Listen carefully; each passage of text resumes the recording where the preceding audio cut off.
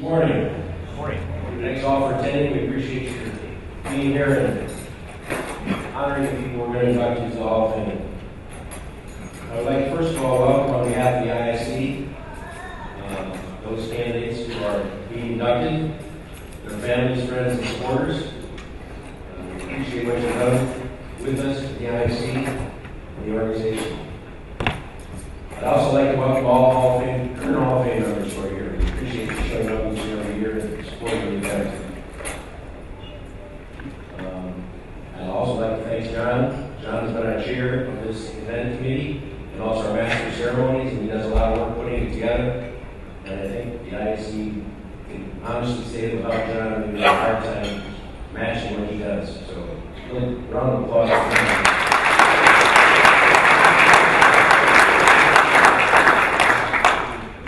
We are happy to be back in Quad Cities. I hope you're enjoying your stay here. I think we've been here 3 times in the last 6 years, I believe, and it's gotten better and better each year. As I mentioned earlier, we've been here a record number of times. A lot of them back in the 60s and 70s, but we returned recently, and we really appreciate that. We do have a representative from Grand Rapids, who is our host next year. And if Katie would like to stand up, we recognize Katie Tinglar here from Grand Rapids.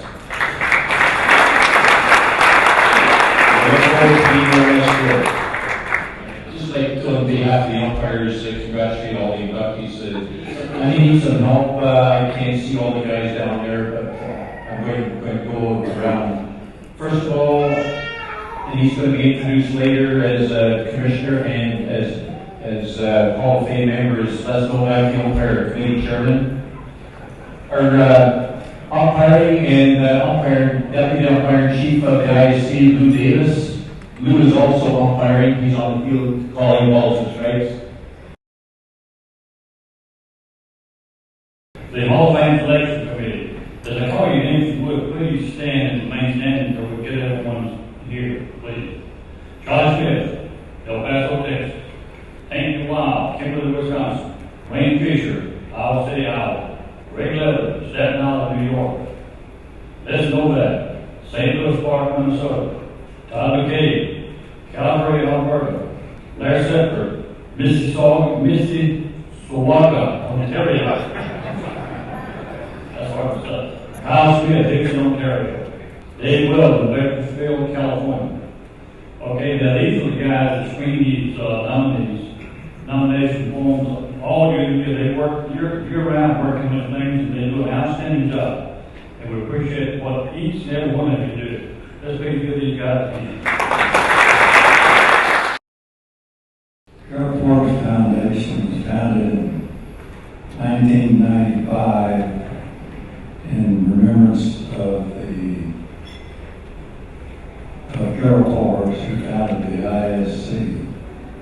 I don't have a great deal to pass on to you, but the ISC is a 501c3, tax exempt, and any donation that is given to it can be deducted from your taxes. But this is only for U.S., I'm sorry to say. We give 2 scholarships each year, and this past year we gave 2 to Greg Hamill is one.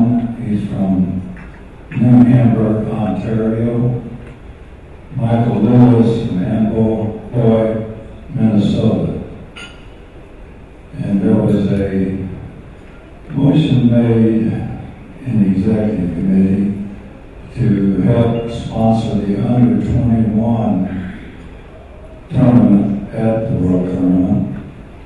And last year we did not have enough teams. This year there will be 4 teams playing. And when did they start? Pardon? The under 21 starts on Thursday. Okay, thank you. Passed away this past year. Let's have a minute's silence for Armando Zambrano from El Paso, Texas.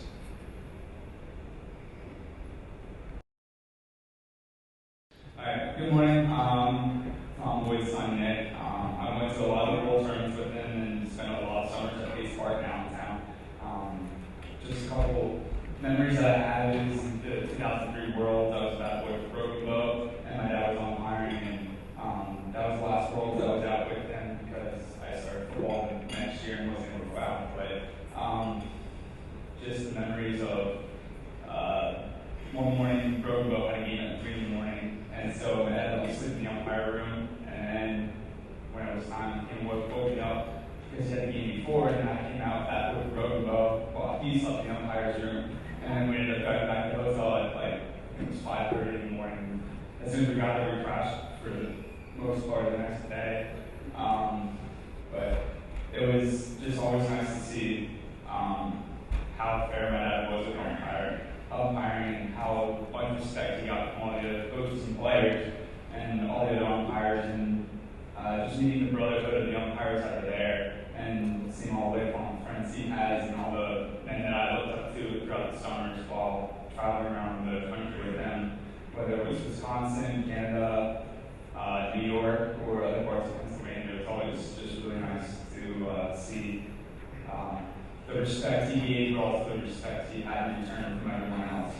So I'm going to keep mine pretty short just because if you guys don't know Ron, when he gets microphone, he likes to talk. So without further ado, I just want to say congrats on getting inducted. It's well deserved, and congratulations.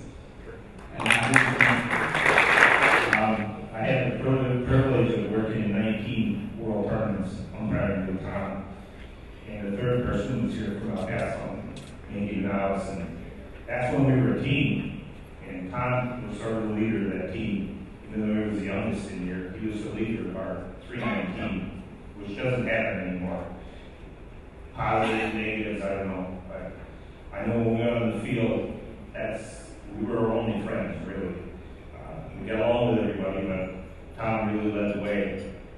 Just a couple stories. He worked in 14 different cities in world tournaments, which is pretty unusual. That doesn't happen too much anymore. And he was trained by Bob Walsh. If you know, Bob was from Pennsylvania. He's a Hall of Fame member. And he did a good job with Tommy.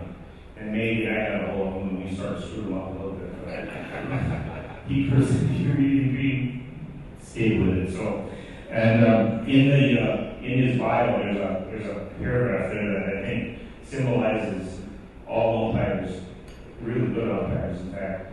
It says that common sense should prevail, know the rule book, use common sense, and know how to deal with people. If you deal well with people, you can be successful. When there's a dispute, I will let people have their say, but after they've had their say, that's it, and let's move on. And Les Novak said something to us one time in an umpires meeting that I'm going to talk to the coach, the player, whoever it is that's questioning, then I'm going to tell them I'm going to walk away. And if I turn around after I walk away and you're still there, I'm going to stay and you're going to be gone. And so I think we live by that, and we did a really pretty good job. Tom was our leader, so congratulations, Tom. You're the third member of our team, and well deserved. So, Tom White, Hall of Fame member. What pleasure to be inducted in this Hall of Fame. When I got the phone call that I was elected, I told my wife and that I got elected, and she said to me, "Do you have to speak?" And I said, "Yeah." And she goes, "Who's going to shut you up?" So, to start off, I would like to congratulate the fellow inductees, Jarrad Martin, Thomas Makea, Mr. Dolan and Dolan family, Chubb, Tangaroa, and Jarrad Martin.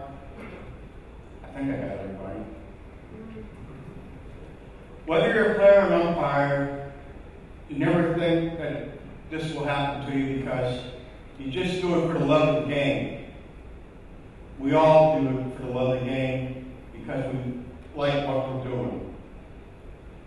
And like Shoes Joe Jackson said, in the Field of Dreams, is this heaven? Well, it sure feels like it right now. And we are in Iowa. I'd also like to thank Les Novak for nominating me to the Hall of Fame and the Hall of Fame committee for my selection. It's a great honor to be inducted into the IC Hall of Fame with such a great class. This is the 51st Hall of Fame induction class, and there have been 105 players, 16 managers, 33 commissioners, 6 umpires, and 22 sponsors or contributors. And we get to add to that fabulous list.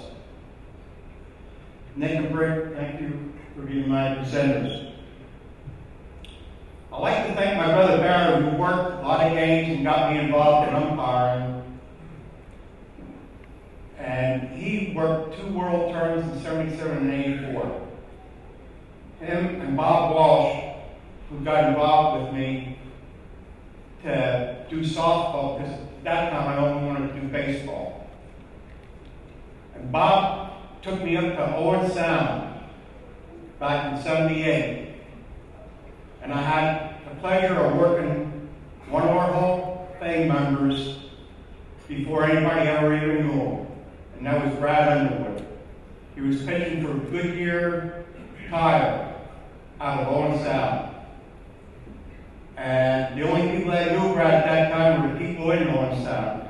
But after that tournament, I was hooked, and my schedule started doing more softball than baseball. I'd like to thank my mom and dad, May and Herbert, who instilled the work ethic and how to get along with people when they had a store in my hometown of Chestertown. They would come, watch some of my games, and they were at my first world tournament in Saginaw. Joe and Joanne Dudette, my in-laws, for the support and helping Diane with our children when they couldn't make it to a tournament. I know, along with my parents, Bob Walsh, they're looking down right now and I'm proud of this moment. I'd like to thank my wife, Diane, who took care of our children, Caitlin, Nick, and Kelly. When I needed to be at a tournament, a league weekend, or at the Worlds, she was the one that took care of the children when I went out and did my fun. The one game I remember in particular was in Salt Lake City. She was sitting in the first row with Caitlin, and Nick was in a stroller, and we had Happy Chef and Granello Brothers. How you remember some of this stuff, I'll never know. But there was a little voice coming from the third baseline going, "Strike him out, Daddy." And I remember Brink coming down the line and telling me, Dan Nessler asked him, "Whose kid is that?" Because that was Happy Chef's side. He goes, "Oh, that's Tommy's kid." And I said, "Yeah, I know. I heard saying that." He goes, "But the best part was when Diane moved back a row away from Caitlin and she was yelling all this." Thank you. Love you. I'd like to thank Caitlin, Nick, and Kelly for your support all those years. Thank you. Chad Disler and Alyssa Boyd, thank you for being here on this special day. Would you please stand up and your team on and stand up? Okay. Chad, Alyssa, thank you. And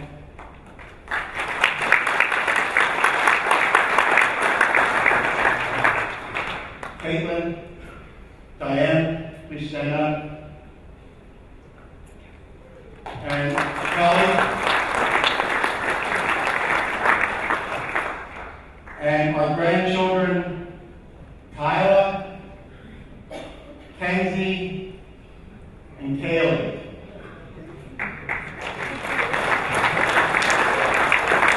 I had to teach Kyla how to hit left-handed. She's speedy. And Keith Brower from the Morning Call for doing my bio. And my sponsor, Keith and Angela from Kremer's Cafe and Catering. My first world term was in '81 in Saginaw. I was only supposed to be a part-timer that year, but one of the guys got sick or couldn't make it on the regular crew. And I was informed the week before that I was going to work the whole term. Well, that tournament ended up being one of the top tournaments of all time in IAC history. One night we won 34 innings. Next night I ended up working a 28 inning game. We ended up coming off the field at 5:30 in the morning. And that was the first one out of 21 tournaments and 25-year run. And it was such a pleasure working that. The first tournament I worked with Bob Walsh the first 4 years. He retired in Allentown in '84. And the following year he was the first umpire inducted into the IC Hall of Fame. We happened to miss that Hall of Fame induction because at that time, the Hall of Fame inductions were with the opening ceremonies. I remember Brent, we were on the upper field. We missed the whole ceremony because we were in extra innings. We got to see nothing of that induction or opening ceremonies, but we were excused. First time I met Brent was in 1982 in Kimberly, and the first thing he asked me was, "How old are you?" I said, 28. He goes, "You should still be playing." I said, "No, I'm having more fun doing this." And then the following year, in '83, was when I met Maggie. And I still remember those crates of grapes he brought to Bakersfield and put them in the umpire crew. That was a nice break when we came off the field. And the first tournament we worked was '84 in Allentown. And then we worked 19 tournaments together with him and 16 tournaments with Ron as a crew. And we couldn't have umpired at a better time in the IFC. Because most of the players that are in that record book, we had the pleasure of umpiring. And I'd like to thank the IFC for letting us have our own personality and style on the field. Also, during our time, we used to, first 4 years, we had different shades of blue, different shades of white shirts with different logos. So we put a bug in some of the commissioner's shirt that had bull, and we were able to get Bike in 1985 to sponsor the first uniforms of the IFC. And we gradually went from the pullover to shirts that you guys are wearing today. And also in 1985, we threw those black ugly pants in the trash. And we started wearing gray all the time. Like Brink said, we set the fashion. And Maggie, I'll never forget, you never stopped chasing a pass ball or foul ball to the backstops. Catchers love you for that. And it wasn't only about umpiring, but it was being with our families at the tournaments.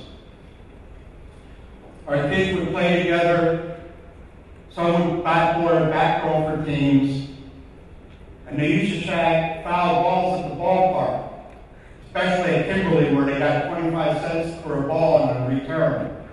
Because when we got back to the hotel, those scores were right to game machines. And I'm just going to do a couple of memories from this great tournament, and then I'll be done. One of the most memorable games was Pack and Pancor in 1986. We had the game, and it's good we got there early because there was a traffic jam from the ballpark all the way out on the interstate highway. They were lined up coming in. The main field, you couldn't fit one more person into it. They were hanging from the trees, hanging from wherever they could. And the one inning, Billy Boyer came in, goes to me, Tom. I said, what? They're hitting holes in the fence out there. So we had to make an announcement so that the fans would stop hitting holes in the fence so that you could see through the fence. This was a high wooden fence out there. And the other field, they were overflowing too. A lot of people came to see that game. I never saw it. And then Courtney Cochran stormed from second base on a pass ball against Lancaster. I knew that Courtney was going to go because I was the umpire on second base. I could just tell when he was heading into third, he wasn't stopping. And then Teleconnect, Michael White stopped and paid Pac's win streak of almost 3 years. And not only that, he took the tournament that year for his first IAC World Championship.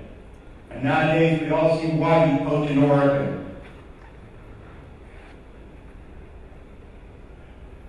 And I had the pleasure of working Kevin Hurley's last game. I got to be friends with Kevin off the field. We talked a lot. And when I had his last game, Ron said, he won't pitch. I said, yes, he will. Remember that? And Ron went over, asked Rod Peterson for the lineup card. He goes, why? Because I just want to see who's pitching. And then, like Rick usually does, he just looks at me and gives me that smile.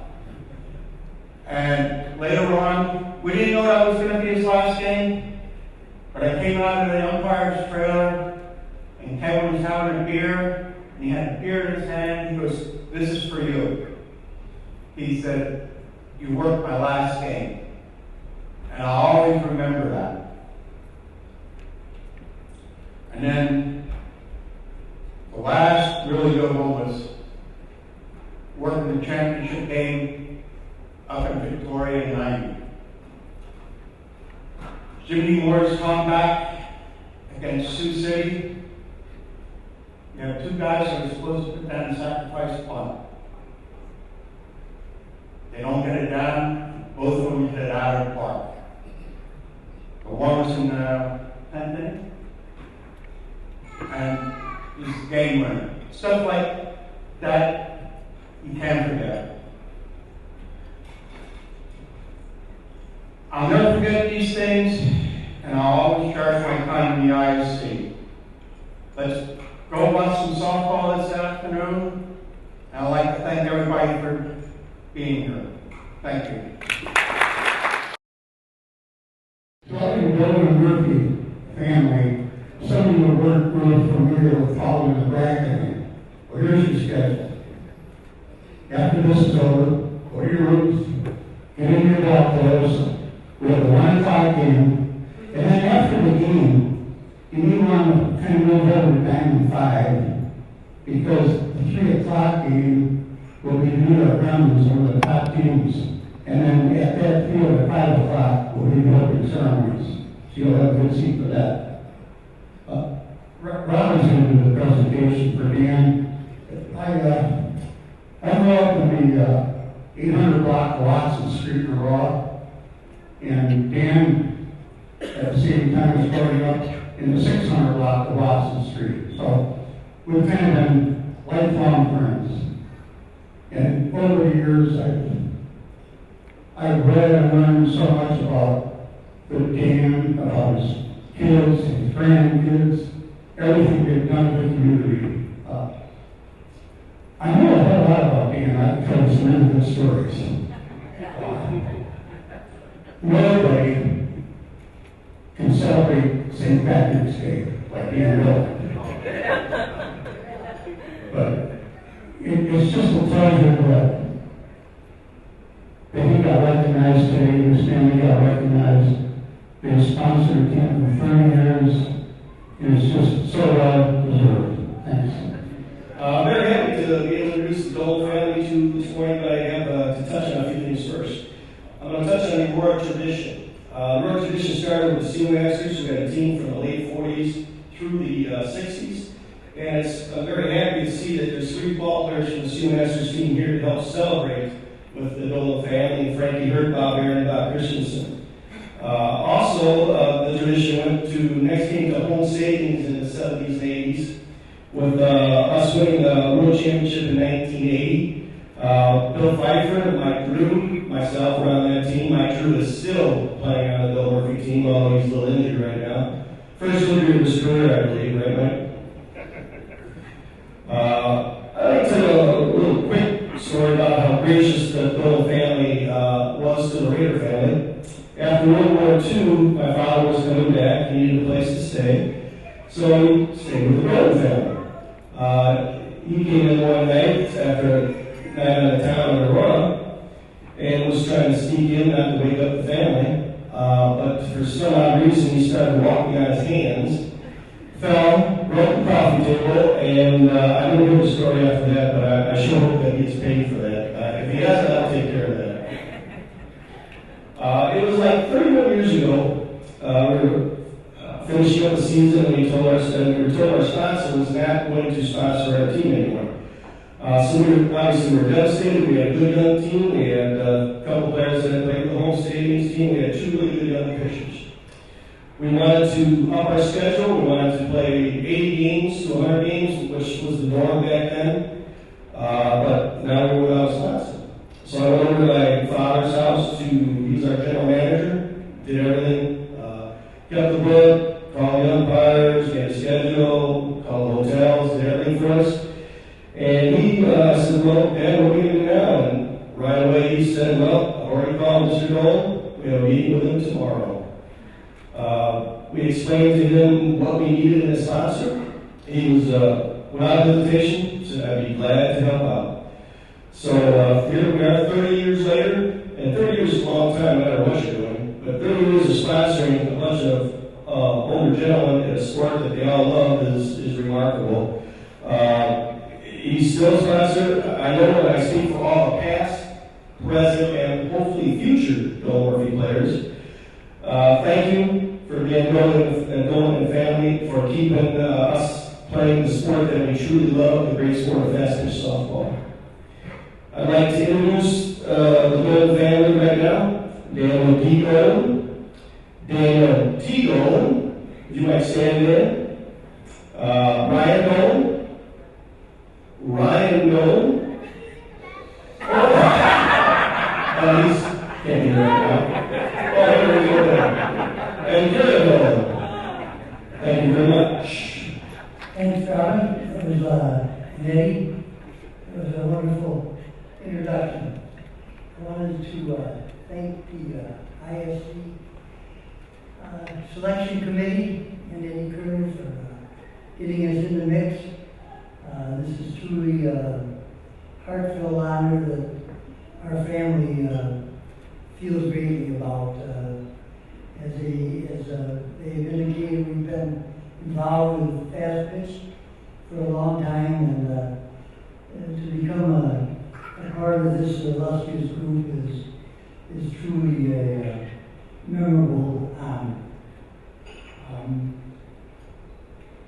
I don't have to introduce the family too much anymore. They took care of that pretty much. My my sons, my daughter, my grandsons, granddaughter, and she came from California. And nephew come from Ohio. So really got some support here from the family. The Dolan family, they asked me to say a little bit about our family and our life in Aurora. We've been in Aurora a lifetime. My grandfather, Obi Dolan, had a saloon in downtown Aurora in the late 1800s and early 1900s. Obi Dolan Saloon, and he had a boxing training quarters down below. Maybe 34 years later, my cousin Bernie Dolan and George Andrews were instrumental in starting the Little League, Aurora Little League program in Aurora. My oldest brother Johnny was a Hall of Fame bowler, and Johnny took on teaching young children in Aurora, hundreds, probably thousands of young boys and girls to bowl. And my sons and daughters, for 40 years, they've coached grade school, Little League, basketball, baseball, football. We just always had a love for sports and athletics, and especially helping children or young people stay on the right track. Let's see here. As far as getting involved with Fastpitch, Aurora was a tremendous hotbed of Fastpitch, and I want to say it's glory days. We got this fine Dolan Murphy team out here right now in their glory days. But going back in the 50s with Stevens Adams and the Seal Masters, they were world champions. And then they went from the 50s into the 70s, and then Home Savings and Loan took over with great pitchers. Harvey Sturgill, Blue Baker, Charlie Richard, and they had 2,000-3,000 people at the Stars and Stripes games and the games. It was part of the Aurora culture, part of the Aurora scene. And if you like sports, it was hard to stay away from it. I remember particularly, like Harvey Sturgill had several sons as Blue Baker and Charlie Richard from the Aurora teams. And I can remember them out there, like the umpire just said, just chasing foul balls and bringing them back for a nickel ball and bring back the foul balls. They were 7 or 8 years old then, and all of a sudden, in the blink of an eye, Harvey Sturgill's 2 sons, Ronnie and Bobby, they were all on the mound now pitching as adults. And Blue Baker's son, Richard's son, they had now grown up at the ballparks, being at every game, and now they were playing. And so it was easy to get that in the blood. Frankie and Beaver and Chrissy have been my friends. I followed them to Denver, I followed them to Indiana. I went to Japan with her. Home Savings and Loan for 14 days.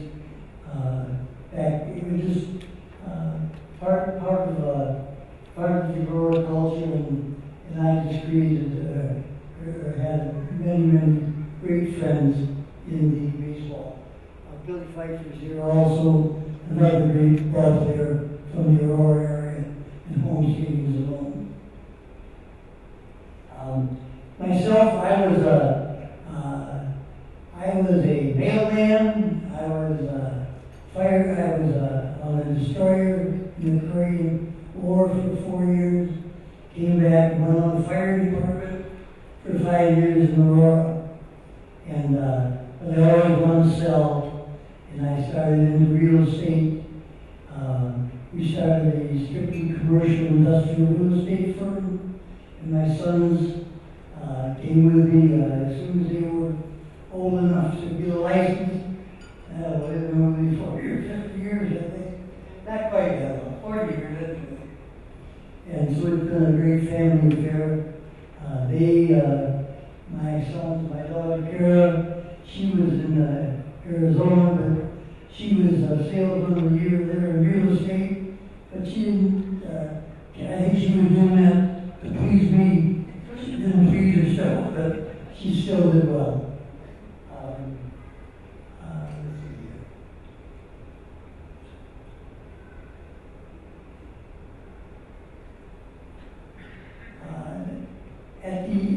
At the end of home savings year, which I believe was sometime in the middle 80s, that's when Dolan Murphy got involved. Dolan Murphy Real Estate got involved with the Dolan Murphy Shamrock.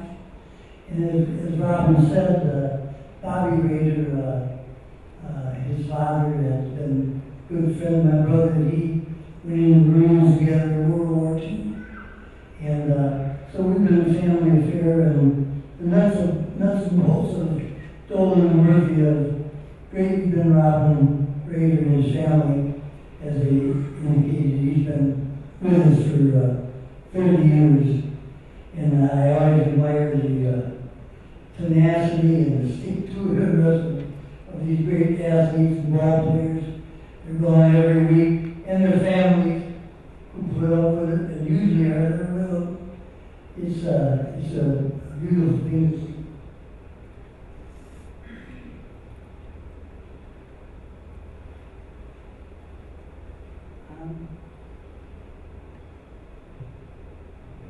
Let's see, what else?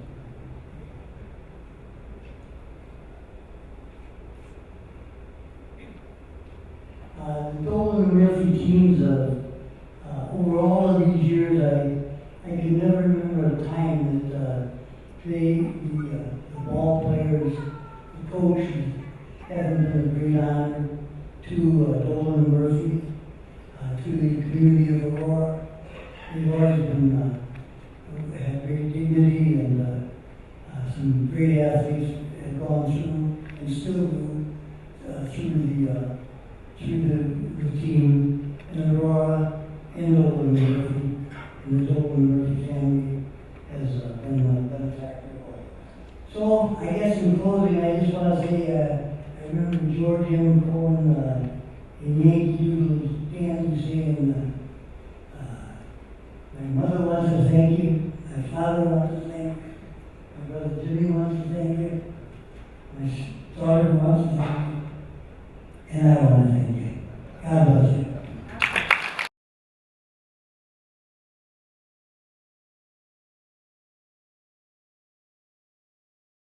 Okay, good morning. It's a pleasure and an honor for me to be the presenter Thomas in the ceremony.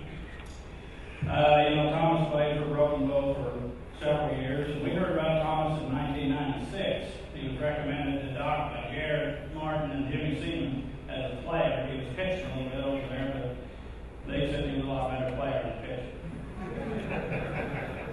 Anyway, he possessed all the qualities that we look for with travelers: tough, hard-nosed, old school, and professional. When I first met Thomas in 97, I noticed his quiet personality. He did most of his talking on the field. He joined Ryan Wolf, Rob Giesbrecht, and Rob Giesbrecht performing what some would say was the finest outfield playing at the time. He won 2 ISC World Titles with Bo in 01 and 03. In 2009, Thomas joined me with the Midwest Stampede. He led us to a 4th-place finish and batted 429 right here in Quad City.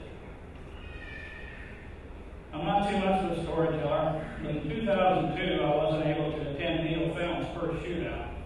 Doc took the team up, and after the tourney, he called and we discussed the teams and players that attended. And it seemed like Brad Underwood was a popular person here this morning. But Doc told me, he said, Brad Underwood was there and he really looked fantastic. He said any team that had to play against him at the IFC would have their hands full. As luck would have it, we opened this bracket play when the IFC headed around robin in the brackets. We played Brad Underwood, and him and Daryl pitched a great game, classic. So we were pretty futile all day against him. K after K, and Thomas was no exception. So I always did consider Thomas to be a patient player, especially hitter, and best hitter for once I forget their last at bat. In the 11th inning, let me noticeably Jarrad Martin worked a 2-out walk against Brad. Thomas came to the plate and lined a dramatic 2-out double down the right field line, He said, I'm sure he had no thoughts of his last bat. We won 1-0. At times, I felt that Thomas got special treatment from Doc. You know, he never had to go to these excruciating opening ceremonies. You're not going to miss out tonight. But when he could do what he could do, it was easy to overlook. Without further ado, it gives me great pleasure to introduce the newest member of the IC Hall of Fame, Thomas Makea. Put me in the field here today. Not a fan of this public speaking, but very, very humbled to be here.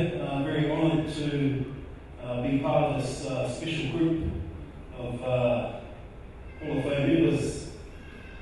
Unlike Todd, when I first heard about this induction or ceremony or Hall of Fame, I didn't actually tell anybody. I didn't even tell the wife.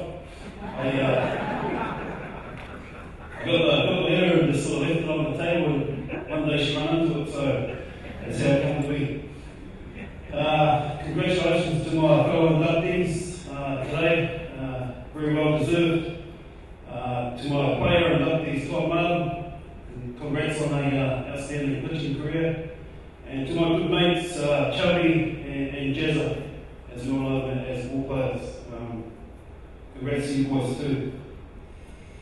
To my fellow teammates, this award is for everyone too involved. It's a big part of me, and you guys have taught me the North American way. I see David Boys over there. I actually taught him a bit how to play shortstop. Colin Abbott. Always told Colin, don't worry about going the other way, Colin, just pull the ball. It'll be right. To my coaches and sponsors over the years that I've had, thanks for giving me the opportunity to go and become a better player.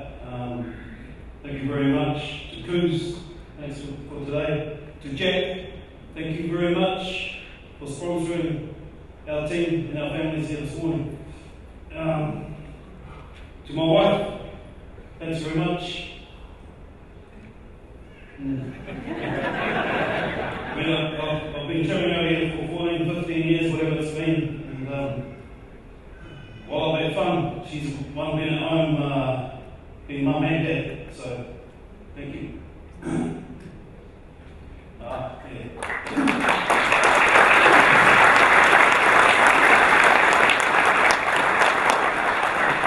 My wife here, Cara, oldest boy, Dante, and the youngest boy, Elijah. Your baby stand up.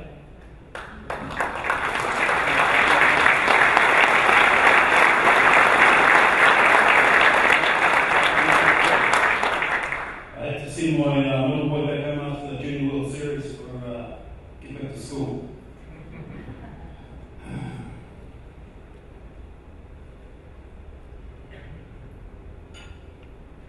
I guess about 4 months.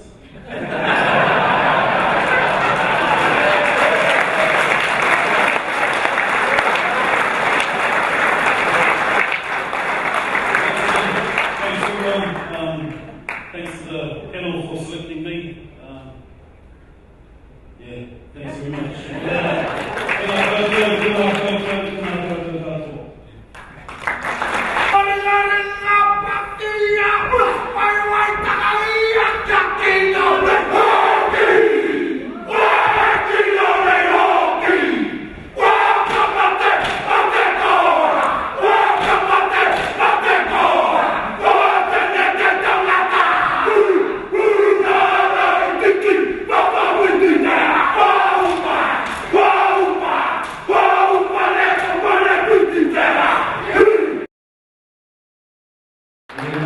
Good morning. Obviously, Jarrad sends his apologies for not being here today. As you can see, he's up there. Jim, obviously, Jarrad, we're on. I don't know if there's a time delay, but you're on live now, and Brad's just going to introduce you here, okay? Thank you. Thanks for joining. Alright, cheers, mate. Obviously, Jarrad born in 1973 from Waitara, New Plymouth, which is located in the west coast of the North Island, New Zealand. Jazz's parents, Jackie and Bill were amazing people, and if you were lucky enough to meet his parents, you'd understand why Jarrad is the player he was. Obviously, there's got to be a rock in the relationship, and Jezza has that with Lindley. He also has 5 beautiful kids. Jezza was also awarded one of the highest awards you can get in your sport last year. There's one shirt that's been retired in New Zealand, and that's number 2 Mark Johnson. I believe that Jarrad will be the next, and also Thomas Makea. Just a little story I'll share with you guys about Jarrad. He was just one of those guys, just a humble guy, a good teammate, and he'll do anything for you. It didn't matter what colour you were, what language you spoke. He was one of those guys that would just want to get to know his teammate, whether it was 2 beers or 20 beers.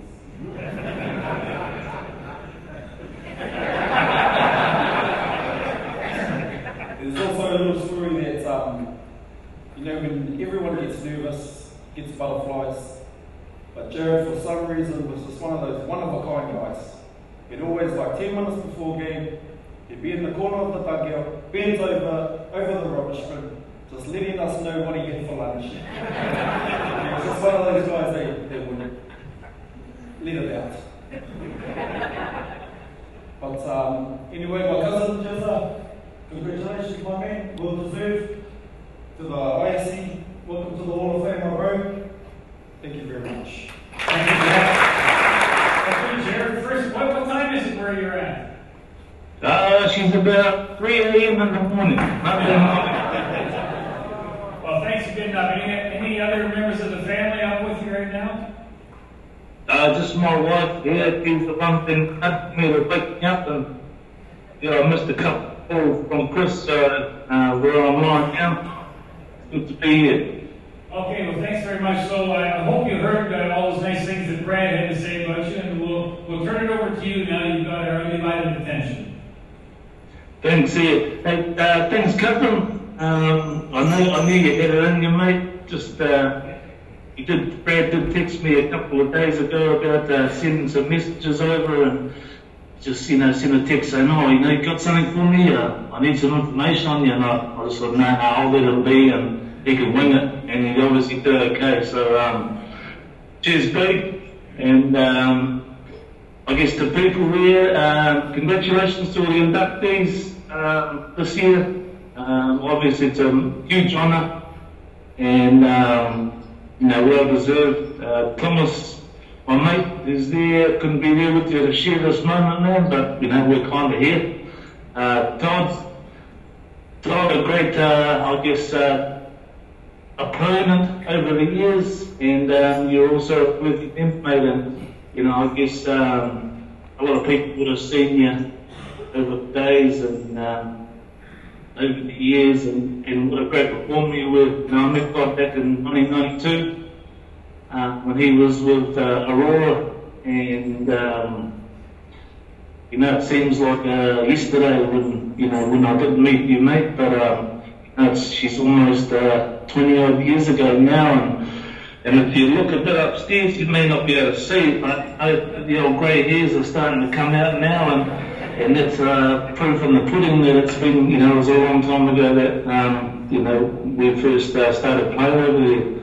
I don't know what happened there. The internet has gone down a little bit. Maybe New Zealand's just won another gold medal at the Olympics.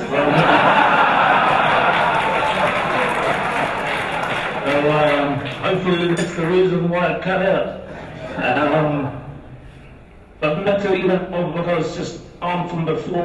Chubb Tangaroa, once again, great athlete, teammate, opponent as well, and just a guy that, obviously, we looked up to as kids, and, we're still kids in our own right, but Chubby was a few years older than us, and I guess the only thing that I guess Chubby didn't quite get across the line was winning an ISC championship, and I guess the next best thing for that was for him to be inducted as well. So congratulations to Chubb.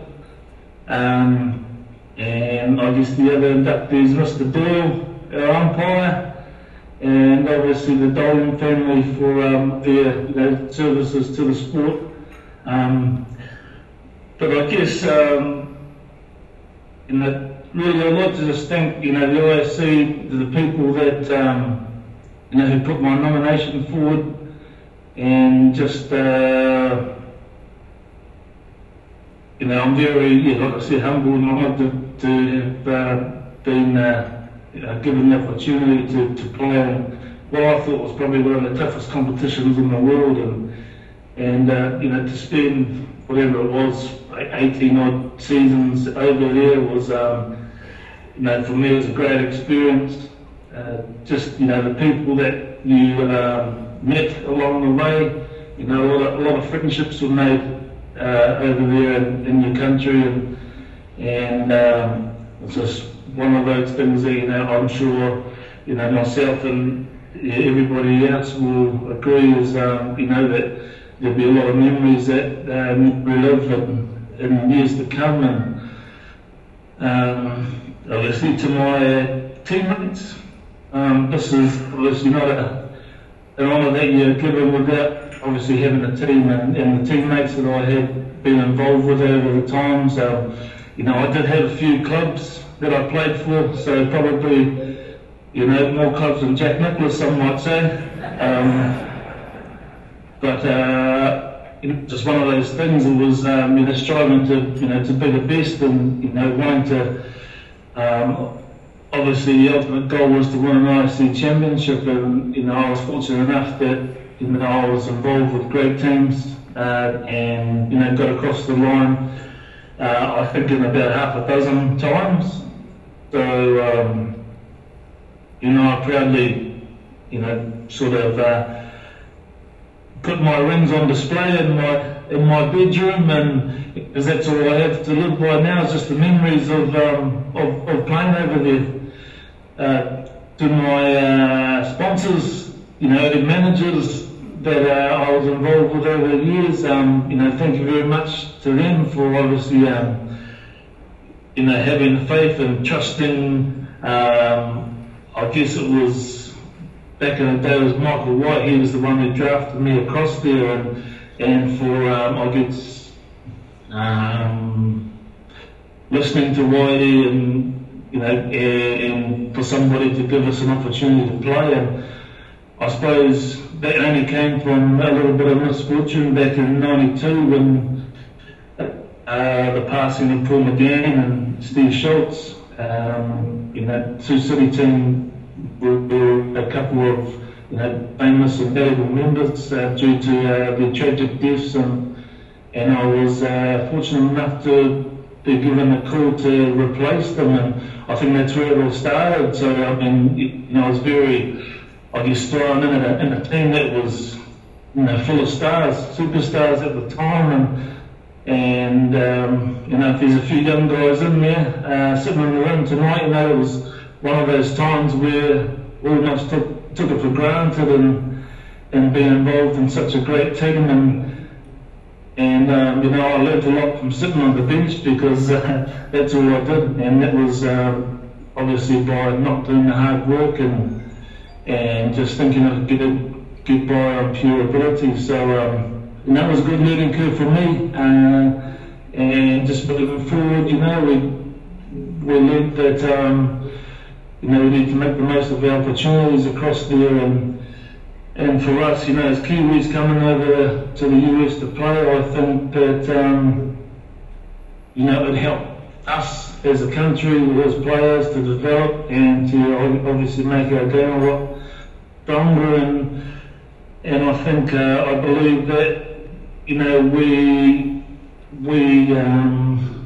did that in terms of countrymen as we came over there, and we did take the competition by storm a little bit, and I think that helped develop a lot of other countries as well, and so we're grateful. I'm sure that and there are still guys that are playing there now from all over the world, and the reason why is because it's the competition itself, and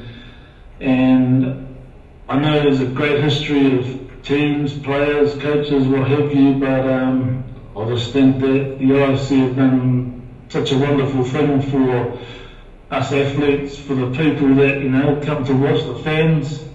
I remember over the years too, we had a lot of fans that, you know, loved to watch us play, but we also had a lot that hated us too, so, and remember rightly or not, I think it was back in 2005 when we teamed up, and I don't know what it was, but it just seemed to be a lot of jealous fans up there that didn't want the Kiwis to win, and as it was, you know, we did win, but it was only because we were passionate about, you know, what we were doing, and to have, you know, some great guys play alongside us, like Shots, you know, who's probably still active at the moment, still playing, and, you know, guys like Dan and Zach, who's also a member of the Hall, you know, just to be able to play along those guys as well has obviously been a huge honour, and I just like to say in closing that, you know, I'm not too sure who the teams are out there to beat this year, but I'm sure that, you know, whoever takes the championship game will obviously do their team and their sponsors proud, and to the people there as well, to, you know, to make sure that, you know, we play the game in the right way, and you know, set good examples for the young ones coming through. So yeah, appreciate your time. Thank you very much to the IC committee, and everybody enjoy the week and enjoy the breakfast. And cousin, don't drink too much in the beer tent this year, eh? John's already warned me a few times about this 4 to 6 minute thing, and but seeing as I've already had free breakfast, and the scary detail is pretty light here, we're just going to run it. So I do have everything written down, as I still have people sending me messages up till 9 o'clock last night of things they thought of Todd, and so I'm going to read a bunch of it and try to wing it as we go. When Todd was nominated and accepted for our ISC Hall of Fame induction, he asked me to do a speech. I was obviously very honored to be asked to participate in such a worthy recipient's moment of recognition. I immediately started writing, as Todd and I have become best friends over the years, and I have shared many of the infamous stories and events during that time. My first draft of the speech was about this stick. And then I started thinking about the audience for this event, the IC dignitaries, the children. And I knew I would have to do some editing, as we had a lot of fun along the way, but some of those humorous moments were probably not the right material for today's event. Upon editing, my second speech looked like this. At that point, I became a little nervous about my appointed task.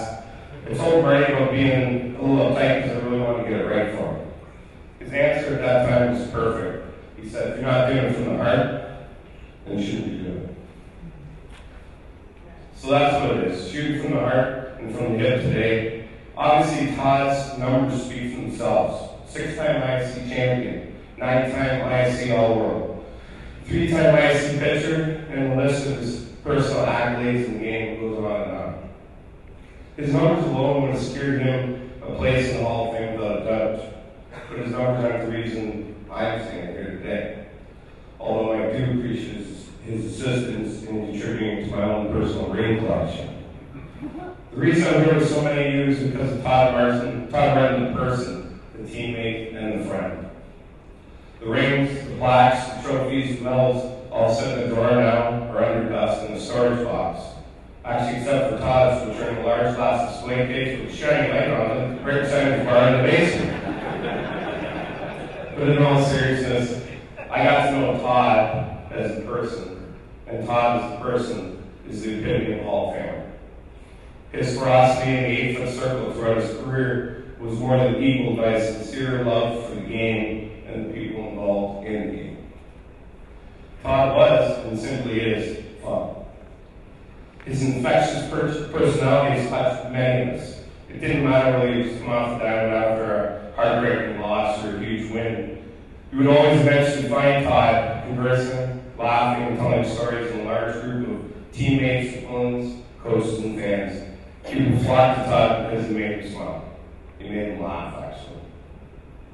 Playing on a team with Todd meant never taking yourself too seriously. You were going to get ripped at some point, and most times Todd was the one delivering the pitch.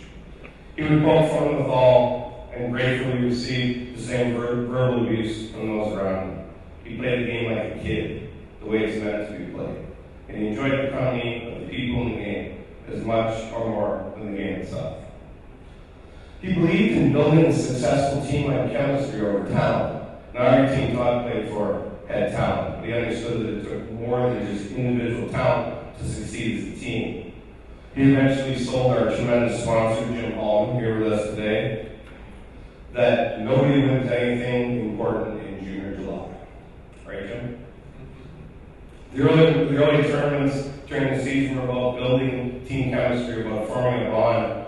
In this, Todd was the cheerleader of the pack. That's not saying he didn't compete hard every time he took the field. He definitely did. But he also realized the team needed to want to be together, to sacrifice for each other, to be prepared to go to battle for each other, and by doing that, they would succeed in the end. He knew it also needed to be fun, or why bother doing it? After all, it is still a game. Todd made come to the park every weekend something that his teammates looked forward to. Sure, the ball was good, but the entertainment, the anticipation of more Martinisms, more stories, more laughs, was as much part of why we be there as the games themselves. I remember a game years back in the middle of Explorers' early June tournament. We were playing Explorers, early Sunday morning elimination game. Our friend Grant Patterson was throwing for the Explorers. It was about 100 degrees at 9 a.m. and Grant was throwing bullets. Obviously, Grant got up, had fresh fruit, went jogging, and came out to pummels. Through many of our eyes, we all clocked Grant at about 120 miles an hour that day as the Boulevard Lounge had been good to us the night before. G was rolling us down, and I believe the score was 2-0 for the Explorers. When around the 5th inning, Marty, who wasn't pitching in that game, got up, squeezed on a batting ball that looked a little too small for his head, grabbed a bat, took a few warm-up swings, and sat right in the middle of our bench and said nothing. As our coaches, and Mark can attest to, they were scrambling around, trying to figure out a way for us to score some runs, and Todd just remained quietly in the middle of the bench with his head down, helmet on, bat in hand. I remember catching that wide smile from under the room of the helmet a couple times during that game. Boys couldn't keep a straight face. We lost that game 2-1 that Sunday morning, but that memory was never left me. That was Todd Martin. I'm sure if I went around the room right now, each of you or many of you would have a funny Todd Martin story to tell, and they would all be different. The man could play the game with the best of the best, but his character and wit helped to simply make it the best game to play. I sent out messages to teammates, coaches, friends from the past, asking them to share a line or two about Todd. There is not time this morning, according to John, to share them all, and we also do a tea time as well. I'll share something with you, though, that truly summarizes Todd and his accomplishments as a player and a friend. Quote, Todd was one of the most fearless and honest players I ever played with. He was always straight up as a player and as a friend. He would never let you down, and I trusted him with big situations. He was always dependable to perform on, and especially off the diamond. He was one of my favorite Canadian teammates to make me feel welcome and respected with what I brought to the team. No one loved winning more than Todd, apart from me. Great to play ball with a guy that didn't take himself too seriously and who truly loved to play. Wish I could be there to congratulate him in person. Just saying, at Jam. Pat's quote reminded me of another funny story involving Pat and Marty. Patty came to play for us at Kitchener there in 2008, and he was obviously one of the greatest catchers the game's ever seen. When he came to Kitchener, there was a little feeling out phase to see what Patty was all about. I remember one game early in the season hearing Patty ask Todd why Todd kept shaking off his signs. Patty was obviously a proud competitor and world-class catcher. Todd's response, well, I'll tell you, Patty, as soon as he started putting your name in the papers, taking the loss, I'll quit shaking it off. we all roared with laughter, including Patty, and it was the start of a great friendship and battery for Todd and Pat. Quote, I really appreciate the way Todd approached the game, his confidence and authority when he's in the circle. I also enjoyed his antics off the bat, his sense of humor, and his willingness to take a friendly wager on just about anything, whether a puck would miss left or right edge. But his leadership is what impressed me and many others the most. Jim Halton, sponsor and friend. Quote, great pitcher, terrible teammate. Would never buy around, always the last to leave, and I seemed to always be there with him. In seriousness, a great pitcher and a greater teammate that everyone loved. This honor could not happen to a better guy. Tell Todd I love him and I wish I was there. Rod Peterson. Quote, great competitor and the best team guy always. Wanted to win and always played for his teammates. I met a couple of female pitchers recently that Todd had instructed. Great drop and great change, just like Todd. Big congrats. Couldn't happen to a greater guy. There's that. Quote, this is a long one, so you feel free to do this one. Todd Martin has shared the bench with the greatest players of his generation, and I am proud to have been one of his teammates both at the start and the end of his illustrious career. His statistics put him in a class of one of the greatest players to ever play ISC fastball. What the stats don't say is that he was one of the greatest teammates to ever pull on the jersey. He had the tenacity of a tiger, the heart of a lion, and the humor of a jackal. He made everyone around him see why his stage was the center of the circle, on or off the field. He was a player of total extremes, and he let you know he expected no less from you. He respected his sponsors, played his heart out for them, and made us all better because he gave so much. Two things will always be my greatest memory of his excellence as a player in person. One, he would always take the ball. Two, and more importantly, he played from his heart, but his father, mother, wife, and children are where he truly took the rubber. Larry Lynch, coach and friend. Little story about Todd's competitive nature. Quote, it was in 1996 where I think Todd made his case as one of the finest pitchers in the world. Pitching that year for Tampa, all year we were good, but not great. We would reach the finals most weekends, only to lose to the Farmer Alcar. That ISC, Alcar lost early, and we did a good job.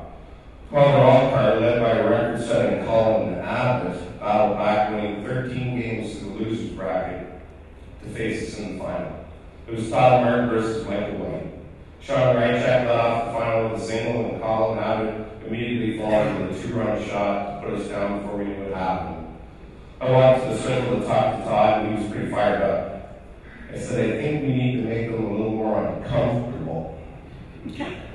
Todd reached back on the next pitch with a high hard drop that accidentally hit the number 3 hitter in the ribs. Todd and November retired the side, and we never looked back, winning the ISC title and Todd winning his first of 3 ISC MVP pitcher awards. David Boyce, teammate and friend. He called. It was Boyce. Quote, Todd Martin is a legend. I had the pleasure of playing with Todd as I was just getting my feet wet in the ISC with Kitchener. We had a few young guys on the team, and every one of us admired Todd as a pitcher and had already heard the stories of what a great teammate he was. One night, he invited Blair Escalde and Kieran and myself down to his room for a few Diet Cokes. It was just the 4 of us when we were in awe. We asked Todd a million questions about the game. He answered every one of our questions genuinely, helping us out, and then proceeded to have us in stitches with jokes and stories. Before we knew it, we turned around, and there were 20 other guys from several different teams, all gathered around us and Todd in the same room. I'll never forget that night. It's very rare that you meet someone you admire and look up to and have them meet standards you have set for them, but even more rare to have that person exceed your expectations by so much. That was Todd for me and many others. I'm happy to call him a friend and still the best teammate the game has ever seen. Congrats on this honor.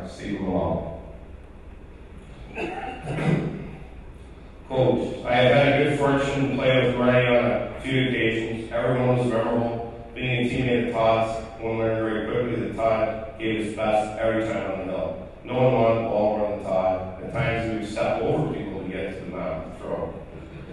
One of my favorite memories of Marty showed what a great teammate he was. I think it was 2009 IC final. We were with the Kitchener Twins facing a very loaded up broken old Patsy's team. And Todd, knowing I had never won an IC before, faked a groin injury to get me in the game. Thanks, buddy. Over the many years playing against Todd or with him, one thing for certain, he's a true Hall of Famer, and it was an honor to share the circle with him over the years. Dean Holland. Here's a little bit of a mixed bag that came in last night that I really enjoyed. Todd has had many appealing traits that made him not only a great pitcher, but also a great teammate and feared opponent.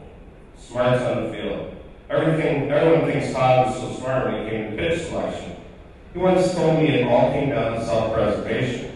In his words, I never throw a pull hitter outside, never throw an inside hitter, never throw a pull hitter outside, and never throw inside to a guy who goes the opposite way, because those are the ones that end up as line drives right back at you. I asked, well, what about the guy that hits up the middle no matter where you throw them with no pause? Todd said, I just hit that. Fierce competitor. I remember Todd was playing for Nova Scotia in the national championships, and Jody Henniger, another competitive man that may know, was playing for the Jaguars.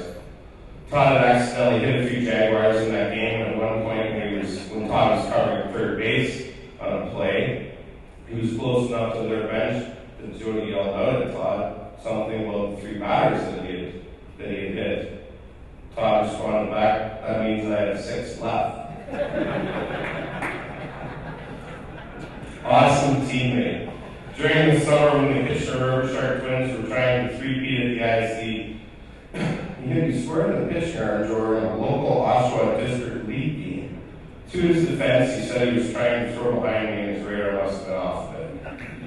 I've actually seen him throw behind Reno Amoroso, who's a great friend, before when he was with Midland, and I think Reno peed a little bit that day. The guy is honest. After we won ICs in 09, he told everyone to make sure they order your rings one size bigger than you think you need, because you're all going to get fat.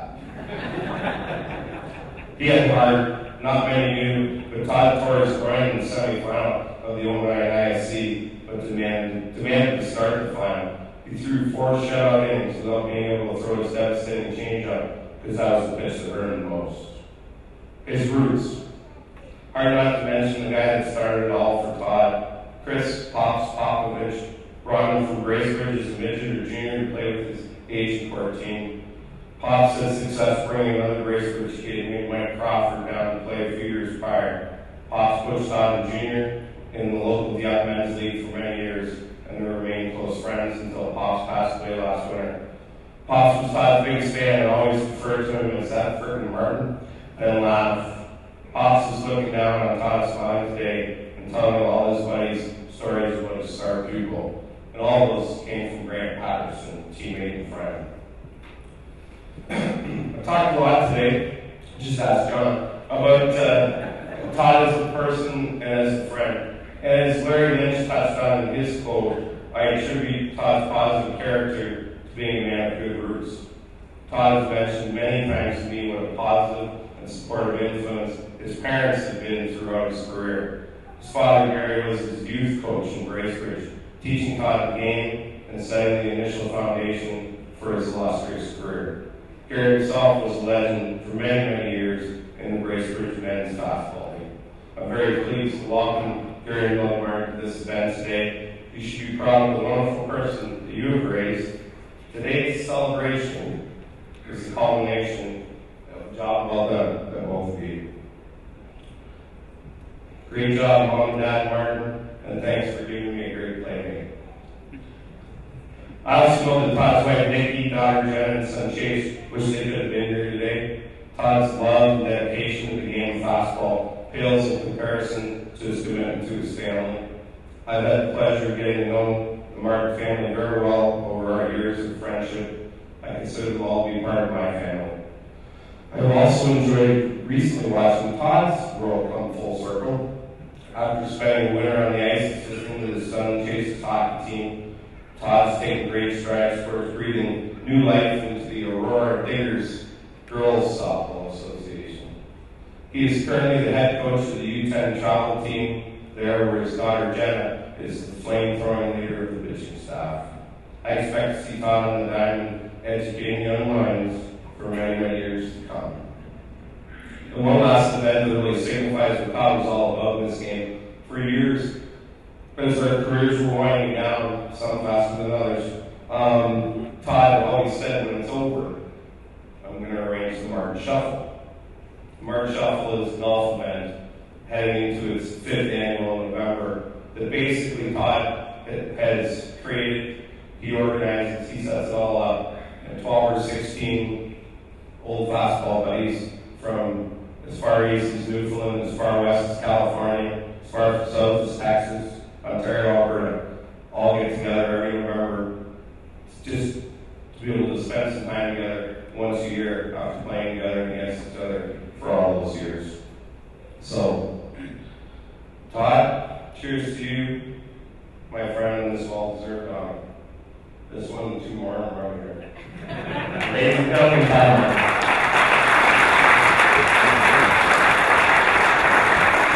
Thanks very much, Bex. I appreciate it. Thanks to the IC committee for this honor. Thanks, John. Truly is an honor to be here, and I'm very proud. To my fellow nominees, Dolan family, other sponsors, none of us are here. The umpires, Tom, congratulations. It's again, the umpires, we're just not here, so we need you guys. We fight you, we need just. To Chubb Tangaroa is not here. Chubb, I watched you in amazement. If you watch this, as I come home play to see him pitch, it was just amazing to see how the ball can move like that. And I never forgot that as a young man coming up, and Larry and Jazz, what to say about you guys. Everything that I won in this game, or every time I lost in this game, we either went through you guys or you guys went through us. So we were tied to death from the time we started playing together. So I remember Jazzer, we came over 92, we talked about it. Lauren Albert was with us. He said, you guys are going to be locked in forever. And he was bang on. So anyways, to my family, Bex mentioned, my wife Nikki, and my daughter Jenna, and son Chase, they're home. We made a decision because we're getting ready for the provincials next weekend, and there's 4 ball games going on between yesterday and tomorrow, so we decided to stay home. But I'm so happy with where we are in our lives. And I know you guys are watching home right now, so I love this, and I look so forward to watching my daughter Jenna and my son Chase pursue the love of sports the way I did. It takes my breath away to watch it, and I miss you guys. To your mom and dad, the most influential people in the world to me. This means nothing without you guys being here. So happy you are. I told my dad 25 years ago when we were in here saying, you're my best friend and my idol, you always have been. He said, I don't care about being your idol, it's pretty important to be your best friend. And it's always been like that. My mom, the rock, you're a rock of the family. I'm so happy you guys are in my corner. So now I want to start. I didn't prepare a speech, and I thought it would come pretty natural when I'm sitting up here now and drawing a blank. So, so I guess one of the things I want to mention is Bracebridge, my hometown. I know those guys are going to be down here for Bracebridge playing in the Masters in a couple of days. So fortunate to grow up in a place like Bracebridge where ball was such a big sport. I grew up in a ball diamond. I grew up watching a guy named Mike Crawford who became, I guess my entry into the fastball. Mike's here, and I really appreciate he's here. He took the time as a young kid, as a young kid, to really help me out. He's about 5 or 6 years older than me, so I got to watch him play. Drove me to the park to meet Pops, and I never forgot that, Mike. I'm really proud to know he's a friend, and glad you're here. As far as pitchers that I work with, I always said if I ever got here, I'd pay homage to him. And Brad Underwood, I know he's not watching, but someone will tell him. I tried to emulate Brad. I thought he was the greatest greatest thing I ever saw pitching. And, you know, I tried to be like Brad. I was a little bit in awe of him, and I got to know him. I talked to him, and I encourage all the young ball players to ask people how to get better at it. Because that's what I did. I bugged Brad, and I bugged Aaron Zach. I was fortunate enough to play with Lauren Elgar in 1992, and I learned more in a year playing with Lauren than most pitchers probably learn in a lifetime. And I never forgot that either. So, Lauren, if you're up there listening, I really appreciate that as well. As far as the IC goes, where do you start with that? For me, it was basically a lifetime pursuit of something greater than getting up and going to work every day. I wanted to be really good at this game. I wanted to win the IC, and I spent every waking hour of it from the time I was probably 22 or 23 years old, thinking about how we're going to do it, when we're going to do it, and what that was going to look like. It was just such a huge part of my life. I was so fortunate to be able to play in it. And I think, no offense to the guys that came before us, or the guys that came after us, the game when we played was at its best. It was the hardest to get to the IC has ever been, with those 10 or 15 years to the late 80s and mid-90s. There's so many teams, so many sponsors with deep pockets, which was always good too. So many great tournaments. It was just fantastic. And I look back to the first time we won in 1996. We talked about how good the game was. We played the first game, which wasn't a very tough game, and we beat Colorado. And then the pitchers we knocked down in a row after that were Dean Loin and Steve Price.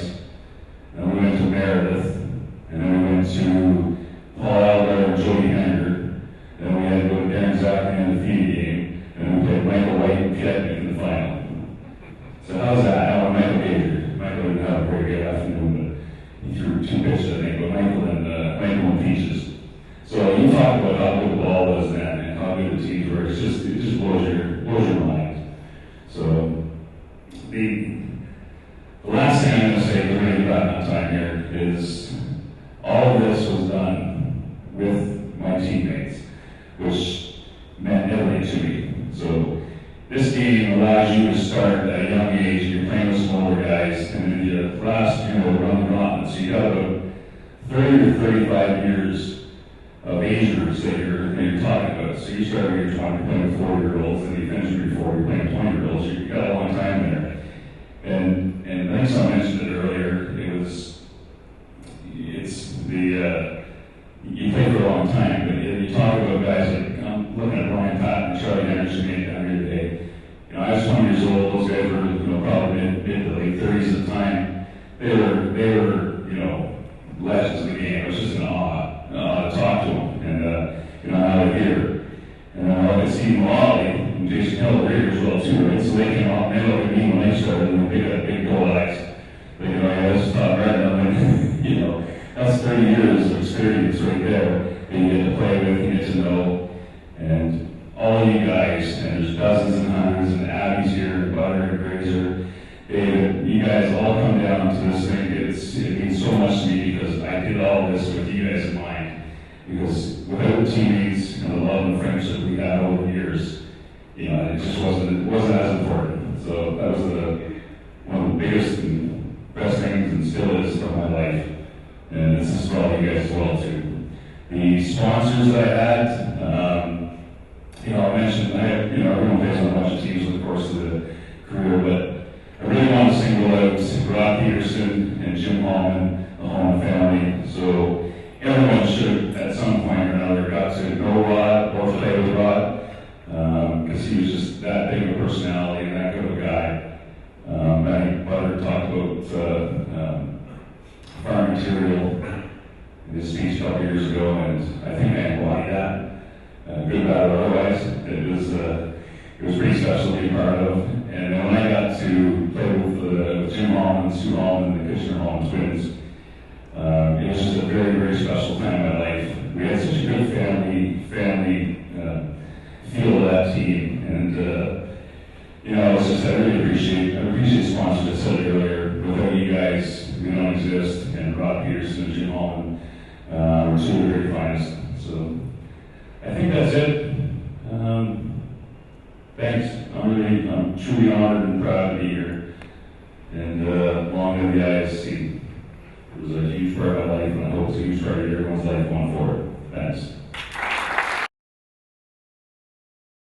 All world in 3 successive tournaments back in 89, 90, and 91.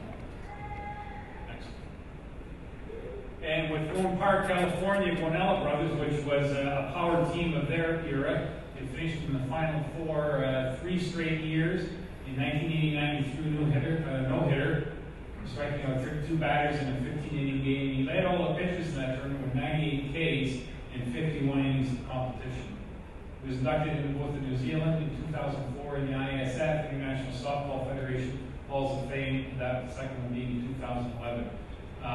With the New Zealand Black Sox, an impressive record. Anybody know? He's 12-1. Who beat him? Anybody know? Okay, we'll say that. But God sakes, my goodness sakes. 3 consecutive medals of the ISF, and there are 2 silvers and of course a gold in 1996. 13 ISC seasons, 25 wins over that span of time. He appeared up in Kitchener. Larry Lynch has a tournament there where they created the Legends Awards, and Chubb was up to receive that back a few years ago. And he has served as the national team pitching coach for the Black Sox. And so our most recent, as of now, and Thomas, you're going to have to get an extra suitcase, take all the hardware back for Jazz and for Chubb. But please put your hands together in absentia for Robert Chubb Tangaroa.